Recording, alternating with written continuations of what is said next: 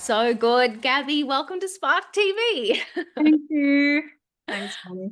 Oh, we have known each other for so long in the Spark community. So I can't believe we haven't done this earlier. Yeah, true. Oh, it's so Yeah. good. No, I'm excited to share your story with everybody. Let's start there. Let's start by telling everyone who you are and what you do. Okay, so my name is Gabby Georges, and I am a creative grief guide, a grief movement guide. I'm a community builder, and the Grief Cocoon started because of my own personal challenges with grief. And I know it's a bit of a subject that not many people like to talk about. But I dealt with a significant loss, like the loss of my mom when I was only 20, and I found it really isolating. And so Mm. I didn't want other people to go through that same experience. And it took me a bit of time. It's now been over just over 15 years. So I didn't start the Grief Cocoon or any kind of initiative straight away. It sort of took some time. I needed to process my own loss. And then eventually I started doing like community events, and then that turned into workshops. And then that turned into more of like an ongoing community and education and online content. And so it's sort of, and a podcast, and it just sort of grew over time. And so it's really the thing that I was looking for when I was grieving. And I'm still, grief is sort of an ongoing thing, but it's early on. I really needed connection and people that knew what I was, or that understood what grief was like. So yeah. Yeah. No, I think what you do is just so beautiful. And it is really interesting because I think that when we do experience loss, we are very quick to isolate ourselves. And I think that a lot of people feel uncomfortable, like feel like they're going to say the wrong thing or do the wrong thing. And so everybody does just shy away from the topic, which is probably like the worst thing. It's not the thing that anyone wants or needs. Yeah. Yeah, it's trying at least to sort of like be there, and you don't have to always say something or do the right thing. It's just sort of letting people know that you're there. And actually sometimes you can ask if there's, if they need food, or if they need someone to walk the dog, or just practical things like that. But I think being silent, yeah, it just it's really hard for the person grieving, because it just feels like no one's there. Yeah, I know. And it's so sad because I think you're so right. Sometimes it's not about saying the words, it is just the being there. And I think we can show up imperfectly and it's just so appreciated by the person. Yeah, and I say, like, if you feel like, if something isn't received well, or you might have said something that you think, oh, maybe that wasn't the right thing, you can also always start again, and you can Mm. apologize, and you can try and do better, and just learn from it. It's not just like, you don't only, well, hopefully you don't only have one chance, to support the person. So you can always just fumble your way through it a little bit. Just like life, really. Aren't Yeah. we all just fumbling our way through everything over here? Yeah. Yeah. Oh, I love it. So, what types of things? So, if somebody was coming to a workshop or exploring your online community, what types of things do you guide people through? Well, we've done creative writing workshops, and a lot of it is because I guess my background is as a creative, and so like writing was a huge tool for me to process grief. And so Mm. I've done creative writing workshops, yoga, movement, sound. There's lots of different, depends on who I'm working with. We create different offerings and workshops, but also like with the online community, a lot of times it's just people who are also grieving supporting each other, and it's like peer support. And you can find like educational resources, to learn about grief, and be a little bit more like empowered with understanding maybe what's normal, and a lot of times, just feeling less alone, because you don't really know what grief is like until you go through it. And then, when you meet others who understand what you're going through, it's like, oh, okay, I'm not crazy and this is okay, like this is normal. And so yeah, I just guide people through the actual experience of grief. And I also have started doing like one-on-one work where it's using movement and just asking questions, and sharing writing prompts with people that can help them process what they're experiencing, and also kind of open up their perspective about grief and about how to live with it. So, because it's something everyone eventually will have to live with and Yeah. experience. Yeah, Mm. isn't it crazy? Like, it is literally something we will all experience. Mm. So why we're not a little bit more in tune with supporting each other or what we need to go through. Yeah, it's wild that it's a, like, completely everyone on the planet will experience it, but we are so ill-equipped to actually deal with it. Yeah, I find it bizarre. It still baffles me. It's like, but this is the one certainty, like one of the very Yeah. few things we're sure about, but yet we don't know how to deal with it. We don't talk about it. It's still kind of avoided. Oh, I think it's probably, I mean, just postulating here, but because it is so emotional, like the edge, you get to when you feel something so horrific and traumatic. Because I think too there's grief in so many ways as well. There's not just a loss of a person, it's can be a traumatic experience or loss of a business, since we're on a business Yeah. podcast and there's lots of that that's happened in the last few years. Mm. I think, I don't know, it's almost like we want to put up this shiny persona online, and when we experience grief or loss or something akin to that, it is just so like heavy. It is just so awful that, yeah, I think we kind of shy away from being vulnerable and sharing our experience with people. Yeah, it is a hard thing to go through, and I guess it is definitely like painful and uncomfortable and all of those things that people don't want to experience. Yes. But, like, I think the hardest things in life are the ones that really open up, like, just, I guess, open up a whole new path and open up a whole new, Mm. like, so many different things that you learn about yourself and about others and about life through actually, facing it, and through leaning into the grief, because that's actually, it's so transformative if you actually allow it to be. But it's hard to think about that when you're in the depths of it, so, or when you don't want to be in the depths of it, so yeah. Yeah, it's one of those experiences that, yeah, it's on the other side that you realize what you've learned and who you've become.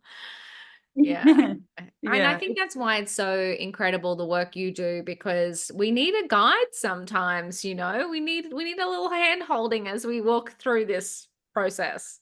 Yeah, yeah, and I mean, I love that, like, I guess I love talking about it, and I love, working with people who, like, as hard it is as it is to just sort of, like, be grieving, but it's like I'm there to let people know that it's okay, and that, to validate what they're going through, and to kind of guide them through, because I've been there before, and I've gone through, just rock bottom, and sort of not seeing the hope, and not really feeling like I want to live, and it's just Mm. hard. I know what it's like. So I guess I think, we need more people that actually have gone through the experience, who can actually support others through it as well, because it's not just about the theories. I know about all the theories, but it's like it's about the real life experience.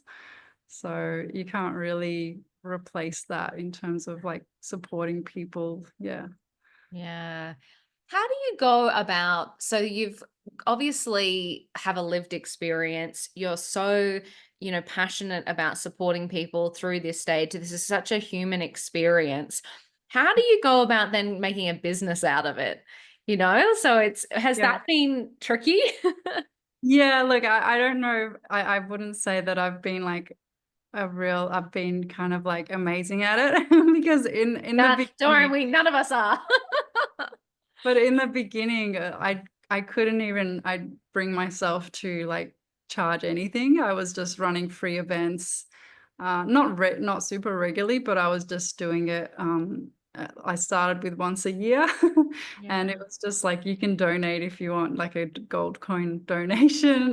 But I put a lot of work into each event, and over time, I just started getting really kind of a little bit burnt out from trying to do all of this like extra work on the side, but then knowing that, oh yeah, I didn't feel comfortable charging for it. But then someone told me, well, how is it going to be sustainable if you Mm, don't actually value what you do and put a price to it? And I was like, oh no. But it was real, like it was very true what they were saying. And I thought, yeah, it's probably because I've always just sort of done it as of in a voluntary way and kind of been too scared to charge anything for it. That's why I'm so tired, and that's why I'm so like I'm burning out because I've still got to do all this other stuff for work, and then I've got this other thing I'm passionate about that's not making any money, but it's something I love doing. So yeah, I had to really come around to it, like yeah.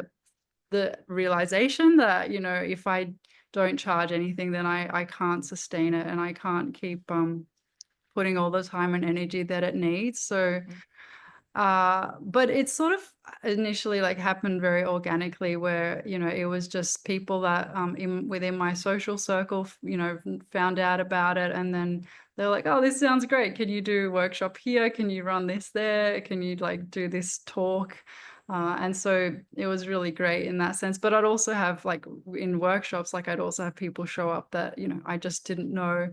And eventually, like there was more and more people who'd find out about it. And so you just and I realized like you really do have to put your what you're doing out there, because people won't know about it and they won't and get that support if they don't know about it. So I've also, though, along the way, tried to kind of create opportunities for people that maybe aren't in a position to pay, like where it's like mm, I've had sponsored positions or people that pay it forward to others, and sort of that kind of creates more opportunities, like more accessibility for different people. But yeah, I've just sort of had to realize that it's not something I can continue doing, and I love because I want to continue doing it. I kind of have to um, charge. Get over it. Yeah, yeah, Oh, yeah, it's so interesting because I mean, this is, you're not the only one. Like, and yeah, especially I find when we're doing good, it's like something happens when we do good in the world. We don't think we should make money off it. It's really bizarre. But I'm so happy that that you did lean into creating a business around it, because the world needs it for starters. And it would just be so sad if it didn't have it because you had to go and get a boring day job. So but it is really interesting how, especially when we're doing something that impacts other people's lives or something that's perceived as purpose driven or impactful or, saving the world, we go, oh, well, we better not charge for that. yeah. But it's like, I have this, someone once said to me, this has come up twice today. This is bizarre. Someone Mm. once said to me that, yeah, purpose and profit shouldn't be mutually exclusive. And the more money you make, the more impact you can have in the world. And I was like, oh, that's a really good point. I was like, if more people made more money off doing good, maybe more people would do good. Yeah, true. Yeah, and that's true, Oh, like, the more money you make, the more stuff you can create, and the better you can make things to actually, work with more people, and so yeah. the impact grows. Yeah, I mean, it's so funny. Like, you think about all of the, as business owners, we all have these crazy ideas. Like, there's all these ideas that every day we wake up like, oh, I want to do that. Oh, I want to do that. And a lot of them cost money, you know? I'd be like, oh, I'd really like to do that, but I'll do that when we start making more money or whatever. And it's like, yeah, so make more money and put more cool stuff into the world and create a bigger platform and, improve everything. Like, I just think it's, yeah, really important to talk about that as well while we're talking about uncomfortable subjects today. Yeah, it is a very uncomfortable subject, I would say. Grief and money, we're doing it all today. Yeah. Oh, I love it. What do you think's been the biggest challenge for you over your business time? Um, I think maybe actually figuring out a way to kind of prioritize what's important and sort of not just do the day-to-day things, but actually put some time into relationship building and the bigger picture stuff. I think that's Mhm. something, you can get bogged down in just the day-to-day stuff, and like actually finding people to collaborate with, I think has been tricky as well, because I'm so it's like, when you have your baby, you kind of know, like, you're so passionate about it, and you have a particular, like, you want people to kind of continue with the work that you've done, and you need some help to Yeah. kind of to grow and to continue like building momentum. And so that's been one challenge, like finding the right people to work with. I've worked with some amazing people, but then like I think something for me as well that I'd love to do is like just find someone I can work with ongoingly.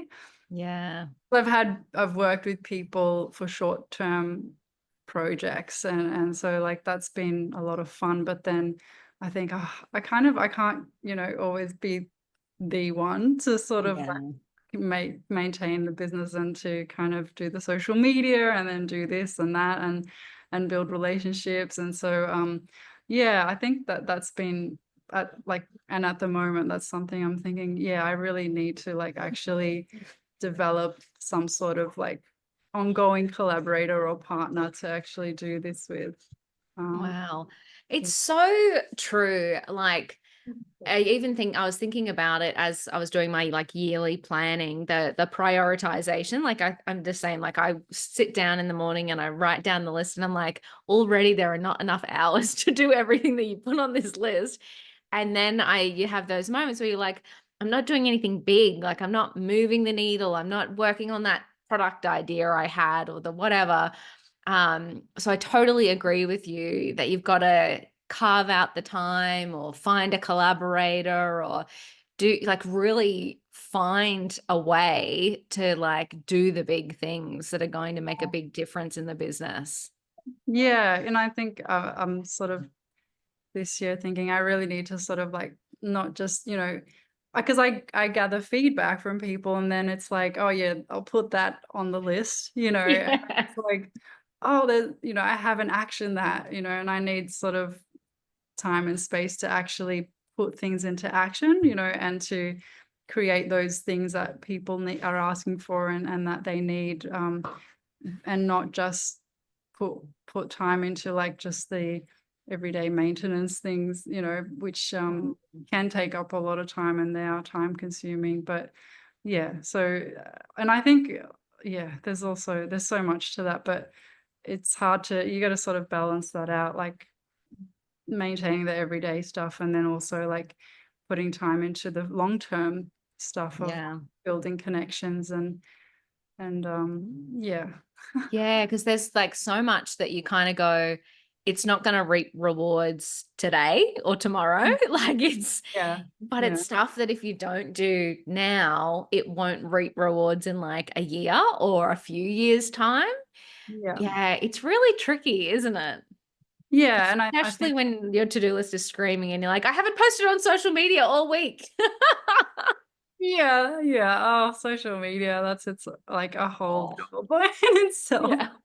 But yeah, I think especially now, like I've been doing more stuff online because last year I did a lot of traveling and moving. And then this year, I'm settling into a new city, and it's like, oh, I don't really know, people don't know me here. They don't know Mm. about the grief cocoon. And so I'm sort of starting to rebuild connections and the network and kind of getting the word out. So that takes time to sort of Mm. contact people and go, hey, or like Yeah. even just show up to a place and sort of, talk to someone about what's happening in the area, and like just make those connections, and cold calling and emailing, it's really it's a bit uncomfortable as well, but it's sort of something that if you don't do it, how are people gonna actually Yeah. It's and I wild. If you don't tell people about your stuff, how will they know you exist? yeah. And I realized like I love doing online stuff just for the flexibility, but then I Mm. kind of miss doing the more in-person stuff, especially the group work where people can meet each other and new connections are formed in a different way. And so Mm. I'd really love to get back into doing more in-person events and workshops. Yeah. It's so true though. Like speaking of moving like to a new city or even just starting any kind of strategy from scratch. I remember when I moved here, I was like, the old all guns blazing, like, I'm just gonna come in, I'm gonna do this, I'm gonna meet the people, do the things. And it took me like a year of like going to Chamber of Commerce events, Mm. having coffees with people, like, and I was like, oh my God, like this is taking forever. And, Yeah. finally it starts paying off and people are like, oh, what do you do again? But it was just so funny. Like I had that same experience where it's like, yeah, you've got to put in the work of networking and meeting people and just talking about what you do relentlessly. Yeah, and it does take time. And where I've moved to, I've actually had locals say to me, things move a bit slower here, people move a bit slower. So don't expect anything to happen very quickly, like we move at our own pace. And I'm like, oh, because in the beginning it was like, okay, I'm gonna like get this happening and then just like, find a venue and just start doing events.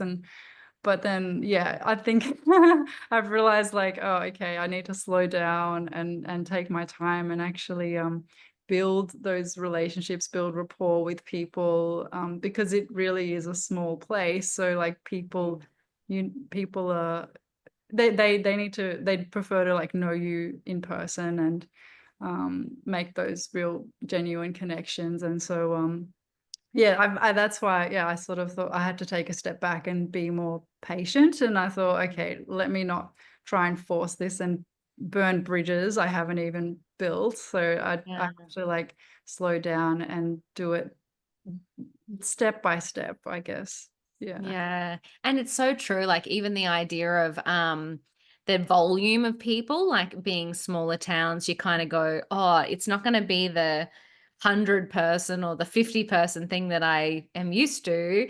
It's going to be like 5 people or 10 people or, Yeah. and it's like, and that's okay. Like it's, you kind of have to get back to that mentality of like, look after the one person in front of you and Mm. like let the snowball start rather than going, well, if it's not this, then it's a failure, you know?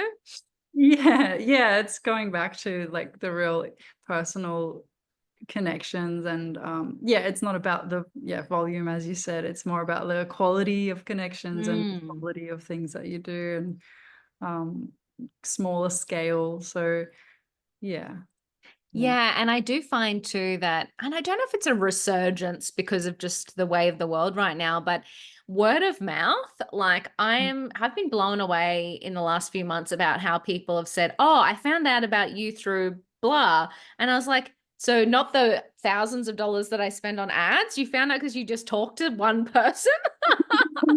So I'm like, maybe like it is about, maybe this is the new. You heard it here first. It's all about one-on-one word of mouth marketing again.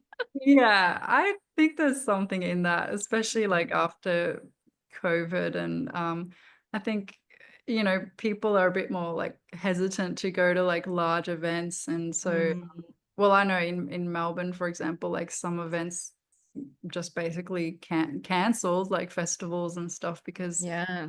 that ticket sales weren't doing very well, and I think, people feel safer maybe, like, going to smaller events, and, you know, word of mouth is also that thing where you're like, "Oh, I'll trust this person because this person trusts them and they know that." Yeah. So it's a great way to, yeah, get the business happening and build momentum.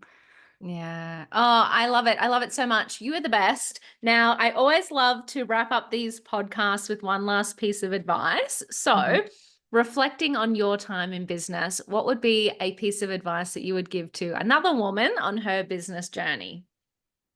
Oh, so much. I would start with saying, you know, don't wait till things are perfect before you put them out, Mm. because without putting them out, you won't get feedback to actually make them better and then build towards that ideal kind of product or offering that you want to give. So I think just put it out there and actually get feedback as you go along. That was one thing. I used to be a perfectionist, and so I'm a recovering perfectionist. Um, and, you know, you want things to be, like, so, you know, up to the standard, and, like, there is, you know, you should still have a standard, but then if you just have that extra 10% and you're not gonna put it out until you get there, I think sometimes it's better to actually just put out where you're at, and then Mm. sort of learn from there and make it better as you go, because the feedback you get from real people, you know, will make it so much better than what you think they want.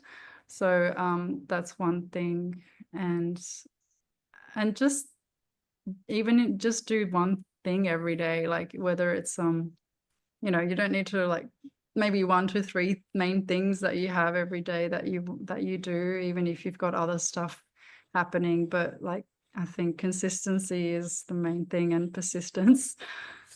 Oh, I love it so much. Gabby, you are amazing. Thank you so much for coming on the Spark Potty and sharing your story and your insights. I know everyone listening would have gotten a lot out of that. So thank you so much. Thanks, Danny. Thanks for having me.